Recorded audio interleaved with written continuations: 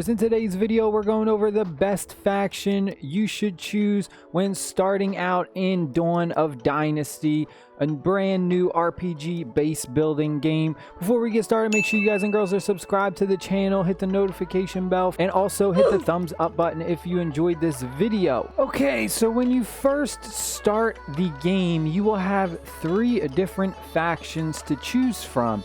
Now, depending on the faction you choose, you will get a variety of different buffs, and you will also have a different starting war maiden. The faction that you choose at the beginning of the game is not permanent. You can change your faction later on in the game. In fact, as soon as you're done the tutorial, you can change it right away if you want to. However, it will cost you around 9,000 Jade. Jade is the premium currency in the game. If you're free to play, you can still acquire it pretty leisurely, but I highly suggest you don't waste your Jade switching factions.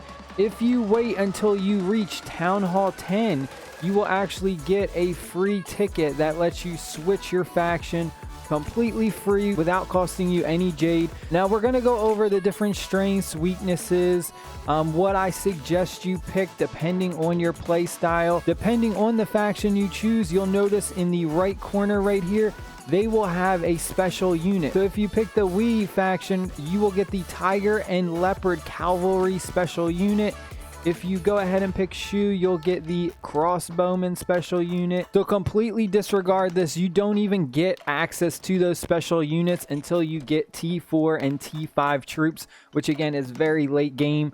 So don't even worry about those early on. What is going to help us the best early game? So if we go and we pick the Wee faction, we have increases cavalry attack by 5%. Now cavalry is the #1 unit that will be used for attacking, mostly because they have the fastest speed, just so you can get around the map a lot quicker. Then we have troop training speed by 5%. This is absolutely amazing. When you first start the game, you are going to have no troops. It's basically like you were zeroed. You need to train troops constantly because at the beginning it's going to be a bit of a struggle for you even to fill 1 full march, let alone 2 marches and then 3 marches and so on and so forth as you unlock the ability to send out more marches.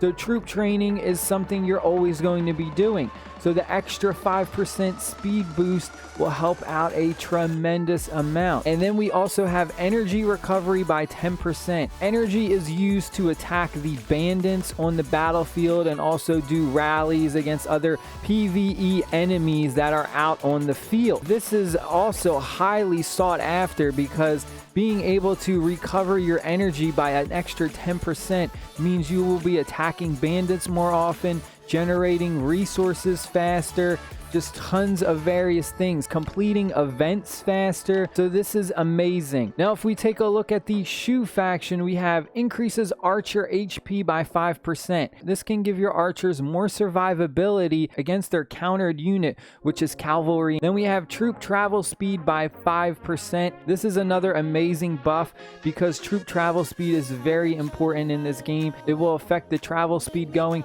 to and from resource tiles, attacking the bandits, the PvE monsters that are out on the field, and also when you are doing battle against other people on the field, not necessarily attacking their bases. If you catch someone's march going a certain way, you can ambush them, and having that travel speed will help you catch up and attack them and send other marches to kind of maneuver your other marches around them, so that way you can have one march attacking them from the front, one march attacking them from the back to avoid your enemy's AoE gill damage from their war maiden. So travel speed is absolutely amazing.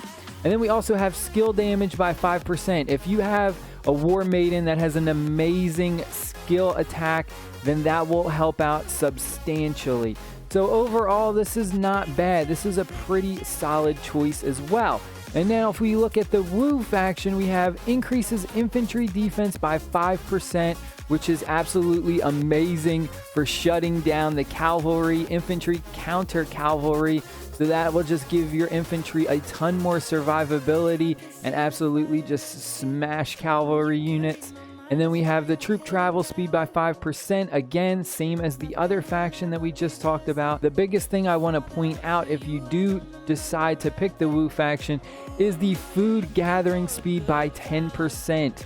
This is a tremendous amount. You will notice early on that you are constantly running out of food. Food is the #1 resource in the game, I would personally say. You're always going to be gathering food. I mean, like literally non-stop. So having an extra 10% in your gathering speed for food will help you progress faster than other people. So if we're just going by the buffs and not the war maidens, we're going to talk about the war maidens right after this, so just stick tight. I would personally suggest that if you are free to play or a very light spender, maybe $5 or $10, that's it, then I'm going to suggest you go with the Wu faction because of the food gathering speed.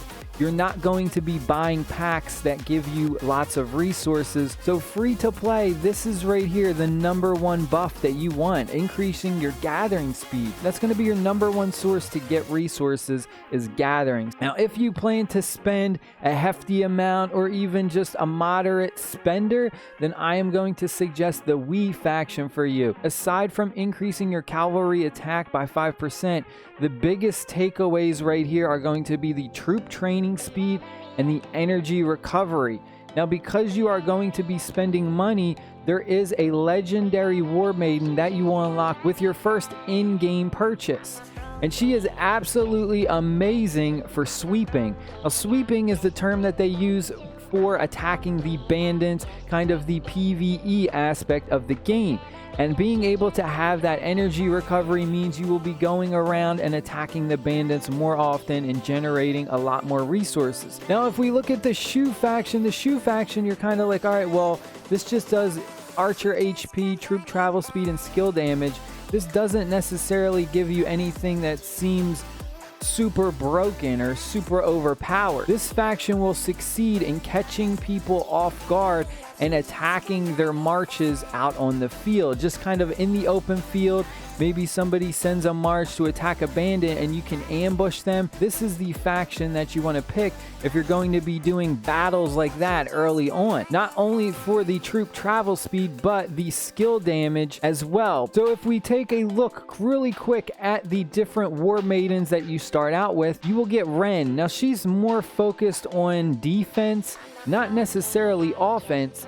And the same thing can be said about the Wu faction if you get Guy. Now, she is pretty much the same as Ren. They both specialize in garrison, so they're more of a defensive war maiden, as where Ping is actually the complete opposite. Ping is more focused on attacking. Now, the next tip I have for you is upgrading their skills.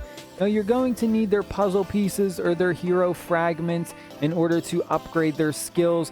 And as you star them up, you will unlock the other skills. Now, the problem with this is when you upgrade a skill, it is completely random and picks one of the skills that you have unlocked. So if you can take a look at this, we have her active skill. And then because I have her at 2 stars, I have her second skill unlocked, which is her passive skill right here. So now if I upgrade her skill, I have a 50-50 chance that it'll either upgrade her active skill or it will upgrade her passive skill. So now if we get her to 3 stars without upgrading any skills, then we will unlock her third passive.